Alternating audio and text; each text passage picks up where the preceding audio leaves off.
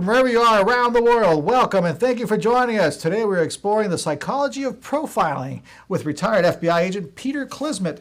He is the author of FBI Diaries, Profiles of Evil, and FBI Animal House, which have garnered national awards in nonfiction categories. Let's welcome him to the circle. Welcome, Mr. Clismet. Thank you, Carlos. My pleasure to be here. Very, very fascinating books. I've read the FBI Diary, Profiles of Evil. Boy, I tell you, it's one of those books you got to read during the day. Really creeps you out at night. Well, I've heard that. In fact, one of my three sisters said it was frightening enough to her that she actually couldn't finish reading the book. So I guess something in there struck a nerve. Well, it's kind of funny because I know there's what we call availability bias. You see something over and over again, you think it's much more prevalent. And just reading the book all of a sudden made me think there was a killer about every other house. But I'm sure that happens a lot, I guess, because of the media. But we'll get to that a little later. So can you tell me a little bit about what made you write the book and a little bit about your background? Well, background-wise, I actually started out in law enforcement, not where you are now. I was after I finished college, I went on Ventura PD. They were the only police department in the entire world at the time that required a bachelor's degree. So I thought, well, I had one, let's go. And wound up out there for about 9 years, a little over 9. And then while I was going to graduate school, got talking to some FBI agents, and they said, why don't you apply? So I did, and ultimately wound up getting hired after a period of time. So went in the bureau, wound up in Los Angeles for a couple of years, then wound up in Cedar Rapids, Iowa. And it was in Iowa where I was chosen to be one of the first, what was then called psychological profilers in the history of the bureau. And so in addition to my other duties that I had, a lot of other cases, I did get calls on profiling cases. And so that's really what brought about the book, is that it was kind of a matter of, I guess if you've got some knowledge, I feel like it's important that you should be able to share that knowledge with other people. So I have a kind of a training mentality. But I also think that it's important in that book, and you notice that nobody has ever actually gone inside the behavioral science unit, as we called it then, and explain what kind of training we got. I mean, it was not a matter of going in there, they anoint you with some magical oils, give you the imprimatur and say you're now a profiler. I mean, it was, as you saw, it was pretty tough in reading the book. So that's pretty much it. That's what got me going on writing it. I gotta ask you this question, I guess. The very first murder case, I think a lot of people always wonder, how were you? Did you get queasy? Were you okay with it?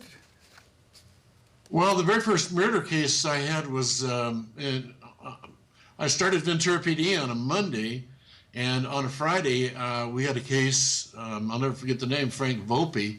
It was a murder case, and so that was my very first one, went to the autopsy the next day. All of these things are rather shocking to a 24-year-old that has never seen something like that before, but in terms of the profiling aspect of seeing, and I assume that's what you're talking about? No, actually, the very first time you ever saw one is perfect. Everybody tries to wonder, what is it like the very first time you see it? But it seems like it shocked you. You still remember the name. And how long ago was it? You were 24, so about shocking. 10 years ago?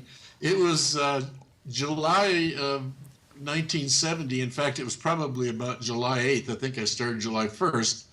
And the guy was with his girlfriend in an apartment, and this other girlfriend, he was two-timing her, showed up with a knife about that long, and he knocked on the door. He answered the door, and he wound up with the knife right here, and that's exactly where he was lying when we wound up getting there to the scene. So, were you apprehensive? Shocking.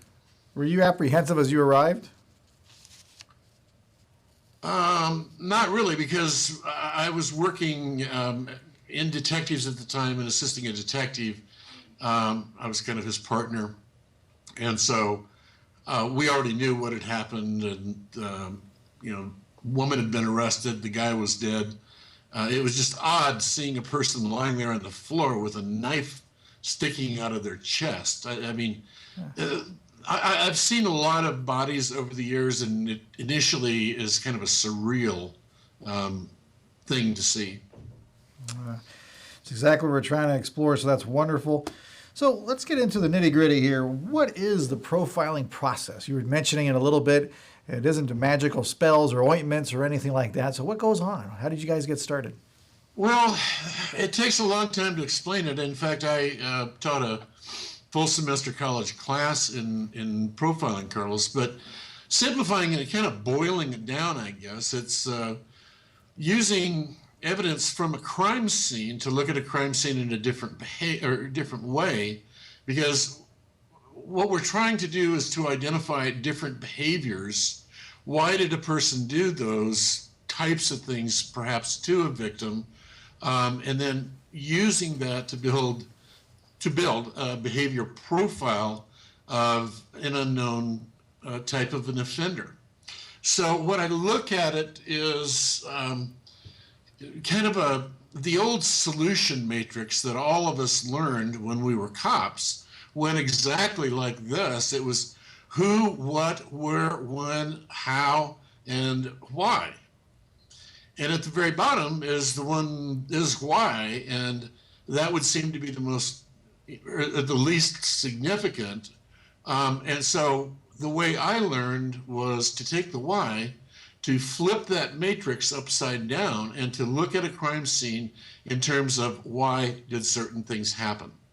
And so that's really what the behavioral, or that's what the profiling process was called then, and frankly, that's what I call it now. Well, let's start digging in a little bit. There are various types of killers. Yes. There's serial killers, there's killers out of revenge, as you mentioned earlier, even jealousy killers. Is there kind of some kind of taxonomy you guys follow or something? Yeah, well, every single case is a little bit different until probably you get into serial killers. And for the sake of any listeners, the definition of a serial killer is somebody that kills 3 or more people over a period of time. And that doesn't mean 15 minutes. That usually means weeks, perhaps. So kills 3 or more people over a period of time with what's called a cooling off period in between each one of the killings. So that's what a serial killing is. Now, serial killers by definition kill more than one person. Consequently, between each of those, there may be some similarities. There's what we call method of operation, and there's a signature. And if one were to watch Criminal Minds on TV, there is some thread of reality to that show. Not a whole lot, but some. A very thin thread, huh? So, that's where a lot of this stuff comes from. So is it a very thin thread? Pretty thin thread, yeah. Pretty thin thread. In fact, I was quoted in a newspaper here about a year ago as saying, I did not have an analyst that could use a computer to identify a border collie in Montana at a sheep farm, cross-match that with a video in New York, and then also triangulate that with a saguaro cactus in Arizona, and using those 3 disparate things to come up with a suspect. Nor did I also didn't have a Learjet accessible to me, nor a whole team. It was me. It was my bureau car. That was it. And Just so you? it was me. Anything you read in that book was me, other than me being smart enough to call the behavioral science unit occasionally and say, help. And you noticed that too. I had no hesitancy admitting that. Now, so did you ever go on the field then for some of your cases? Because I know they do. I'm not sure if that's real or not. Most of the crimes had occurred before I got there. I can't recall specifically an instance when I went to a crime scene like they do on TV, and there's still a body lying around. I can't imagine that happening. I mean, they'll fly from Washington, or wherever they are, Washington, D.C., out to Olympia, Washington, which is 3,000 miles away, and they get there and there's still a body lying out there in a forest or something. And so a lot of that is unrealistic. But then again, so is CSI on TV, one of the most unrealistic shows I've ever seen. It pulls in the audience, it attracts them, it looks more interesting that way, even though they have advisors that, like myself, were former profilers.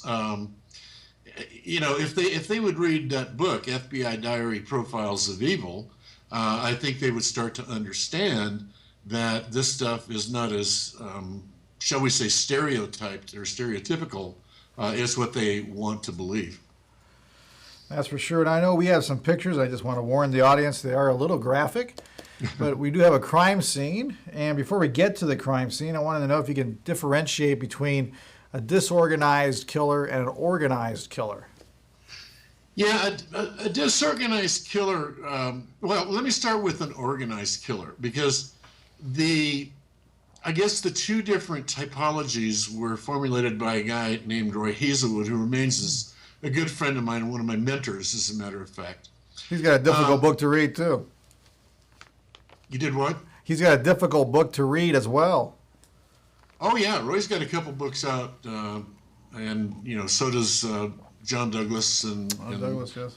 Bob Ressler. But a disorganized type of a killer is going to be somebody that's more methodical, just to make this more sensible and quick, more methodical, having planned things out, and probably then is going to have, or going to be a little bit older, in the sense that they're probably going to have had a chance to formulate that planning ability over the years. So I'm going to say 25, 30, and even older than that.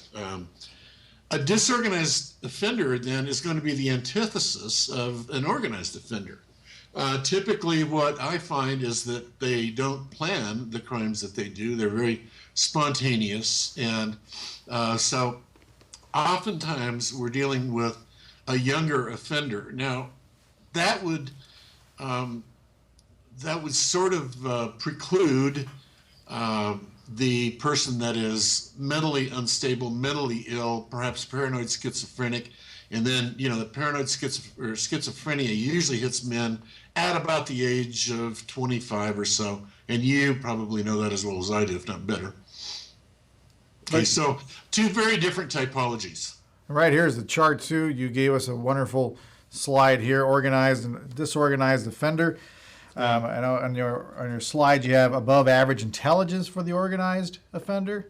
Yeah, and a lot of people, again, have these stereotypes that a serial killer, for instance, has to be somebody that has drool running out of their mouth and blood in one eye and a fang sticking out the other side, and that you can look at them and tell, oh, this guy's a serial killer. But the reality of it is, the serial killer is the guy that lives right next to you. He's in the house right next door to you.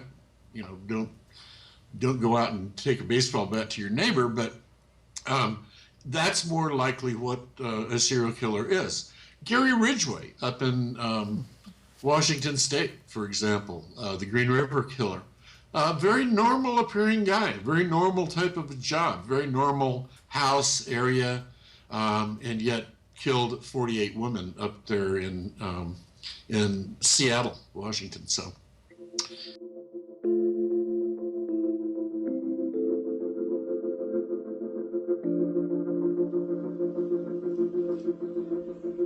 Hi, welcome to Adelante. This is Adelante Recovery, and my name is Yvette Kuglin, and I'm part of the staff. Adelante Recovery Center has helped people in dual diagnosis for 5 years. We accept most PPO insurances and provide luxury accommodations and 24-hour support. To speak with an admissions counselor, call 1-888-242-4450. A lot of time we don't even know what's wrong with us, and sometimes we need to get away to figure that out. So if you want to go for a little retreat out in Corona Del Mar, which is a confidential location, we're here to help. So we're only a phone call away. Thank you. Actually, I wanted the audience, I'm going to read down the list. You can see the list right here. It's amazing if you put all these things together. Above average intelligence, socially competent, high birth order, father's work stable, controlled mood during crime, lives with a partner. I mean, this does sound like your neighbor next door most of the time. Yeah, and in fact, it certainly usually is, Carlos. That's the truth, and so that's that's one thing that makes what we say is they hide in plain sight. They're out there, but it's very hard to identify them because they are very methodical. They plan. They get better at what they do, and nobody suspects them when they're caught. You got to apologize. I have to apologize for this, but I'm not sure if this is the same guy. I think it was when I was reading one of the books, the Btk Killer. Yeah. He seemed to be one of the guys in the neighborhood. Wasn't he even a softball coach? Well, even more than that, the Btk Killer was in Wichita, Kansas, and he was like a pillar of the community. He was very prominent in his church in Wichita, and was married, had a family, and in fact had a degree in criminal justice from Wichita State. Oh, did he really? So, figure that out. Method to his madness. How many did he kill? 20? I think BTK killed about 14. 14? Yeah, I think it was 13, 14 people. Amazing. Now, Yes. There's a case in your book that was really fascinating, and I know it made an impression on you just by reading the chapter. I could see that. Can you discuss a little bit about Ed Gein, or Gein? Yeah, Ed Gein, again, one of the things that we do is we learn a lot from studying what these people did, what they were all about. And so Ed Gein was one of the people that we did study. And, people say, well, Ed Gein was from back in the 1950s. Well, that's true. But a lot of these characteristics of serial killers and others don't really change that much over the years. It's just the faces change, method of operation or signature may change, not a lot. Ed Gein lived in a little town of Plainfield, Wisconsin, outside of town. He was a farmer, had 160 acres out there. And his mother had died. Ed Gein had undoubtedly killed his younger brother a number of years before, and technology was not such that they could figure it out back then, but this is in the 1950s in a small town in Wisconsin, ironically about 40 miles north of where I was born, Stevens Point. But Ed lived on a farm by himself, and Ed was a number of things, one of which was a grave robber, and he would read the paper after a woman would die. Then the next night or the night after, he would go out to the cemetery, dig that body up, and then take the body, if not in total, take parts of the body back to his place. And so he then became a model, I guess, for the movie Silence of the Lambs, the part of Buffalo Bill, if you recall it. Because he would take the skin off the body. Now, I know this stuff is really gross, and when I wrote this stuff in the book, you probably weren't particularly enjoying that part, but there's some other stuff in that book that is as bad, if not worse, with Ed Kemper up in Santa Cruz. Yeah, Kemper's a character. Yeah, so he would actually use the skin of the victims to make furniture and use the skulls of the victims as bowls for soup. And I'm not trying to gross people out. It is what it is, and these are the facts. And these are some of the things that we had to learn when I went through, as I call it, profiling boot camp back in Quantico. Let me ask you this question. So some people are probably going to say, well, the guy was completely off his rocker. He was either delusional, schizophrenic. Did you find that? You never met him, though. No. But did you find anything out like that doing your research of that case? Did he seem like he was just completely gone? Did he have schizophrenia or anything like that? Well, back in the 1950s, they wound up finding, him to be mentally ill because, frankly, back then they didn't have these types of things happen. So if you killed more than a few people, and he did kill a few people, then you had to be crazy to do something like this. There was no other explanation for it. So they found him mentally ill. They put him in a mental hospital. Then they said he got unmentally ill, and they got him out of the hospital. They tried him, convicted him, and then stuck him in the state penitentiary where he died. I may have missed your question. Did I answer that? No, you did. I was just trying to see if there's a diagnosis, but I know it's an older case, so it's kind of hard to diagnose that. But what I want to do too, right now, the next picture we're going to have is a little graphic. It's an actual murder scene. And we're going to kind of go through it a little bit for people. We have, I think it's a woman laying on the floor in a kitchen. And the reason we're doing this is to kind of get an idea. There are some things here that you see, because you're a trained professional on this. But I know I phrased it wrong in one of my questions before the show, but the body, the way it's being laid out, it's left there lying on the side. Yeah. And I don't know. What does that tell you when you see that? Well, you have to take the picture as a whole, I think, and look at it because it's what we would call a messy crime scene. And I mean, it doesn't take a Dean's List candidate to figure that out because there's stuff all over the place. So I would look at that crime scene initially. I mean, I'd stand back and look and say, well, okay, we're probably dealing with a more youthful type of offender that didn't really plan this out, that may have busted in the back door, seeing the victim in there, and went after the victim, probably acquired a weapon while he was inside the place. So there's no planning involved whatsoever. The victim got away, the victim fought, he was unable to get the victim under control. So now I'm looking at at a disorganized offender. Why? Because an organized offender would have had this planned out, would have probably gotten in the house, like many of them did, Btk, for example, and would have gotten in the house, would have quickly had the things he needed there to get the victim under control. A gun, a knife, perhaps a rope, or some other mechanism to get the victim under control. This one didn't in this scene, and I think that's why it's important, because it exemplifies a disorganized type of killer. I completely agree. And does it matter how the body is on the ground? I mean, if it's face up, Criminal Minds, I don't know if it's Hollywood or not. I mean, sometimes you see the killers and they've laid the body down with their arms crossed over, or face down, or face up, and the BAU agents will look at it and say, "Oh, look, the face is down." So there might have been some kind of remorse there by the killer. Is any of that stuff true? Yeah, there is again a thread of truth to that, and this thread is probably a little thicker one than the one I mentioned before. But yeah, it is true. And if a person, for example, has killed someone and then puts something over their face, oftentimes we consider it a form of what's called undoing. So what does that tell us? Well, it tells us something similar to if a person kills a victim and leaves that victim's body in a place out on a county road, for example, like one of the stories that you read in the book, then if they do that, it's a very subtle psychological thing. They want the body to be found,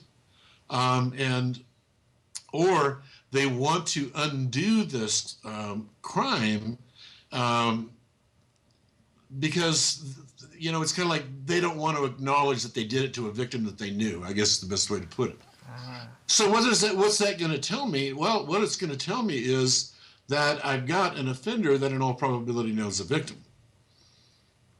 Fascinating. That's kind of a lot more insight. Narrows things down a little, doesn't it? Very much so. It's amazing how you just immediately got that. I mean, I would have spent 4 or 5 hours trying to figure that whole thing out. Well, and I would have too, but there's things like that I've had cases where when I notice that type of thing, and oftentimes I'm not at crime scenes looking at victims. I mean, let's face it, I'm looking at pictures, talking to officers, and I think, again, in the book, the FBI Diary Profiles of Evil, you saw that I would wind up at a crime scene like I did out in Beatrice, Nebraska, 2 weeks, 3 weeks after the crime had occurred. But that's fine because I've still got things I can look at and photographs and an autopsy report and police reports and make the same determinations essentially. And a couple more things. We have about 1 or 2 minutes left here. Trophies. We've heard that term as well. Is that a true thing? That's a real thing, particularly with serial killers. Why will they take them? Oftentimes we'll take them to use them later in reliving the crime, maybe fantasizing about the crime. And so, yeah, it is not unusual in the slightest for us to find trophies being taken. And something you mentioned earlier on the show, signatures, those are common as well? A signature is something oftentimes that a person does that's unique to them. I mean, they got their method of operation. They've got to use a car. They've got to use a gun. They've got to use certain mechanisms to get the victim, let's say, in the car and under control. Then, once they are dealing with the victim, do they need to torture that victim to kill them? No, they got a gun there. Do they need to do post-mortem types of things to the victim? No. And so those types of things become a signature, kind of like the killers in Washington, D.C. that were leaving a card at some of the places.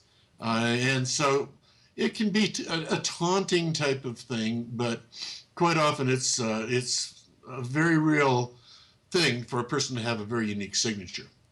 I remember watching, I can't remember, it was a documentary on I think it was the Unabomber, and one of the FBI agents, I think it was him, it was actually sending her mail and talking to her. And I can't remember if it was the Unabomber or who it was. There was a serial killer, or maybe it wasn't the Unabomber, maybe it was a serial killer. He was actually sending her mail and kind of taunting her a little bit. Did that ever happen to you? Did any of these guys respond? It never has happened to me.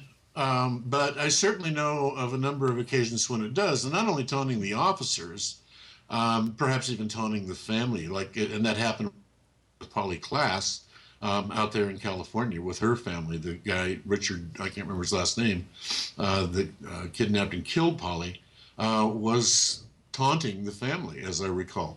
It's not unusual. These guys are sadistic. Their minds are much, much different than ours. And it gives them a little power and a little bit more control, and so they kind of get off on that. Thank you so much for the insight. Thank you so much for the work you did for us as well as an FBI agent. I truly appreciate that.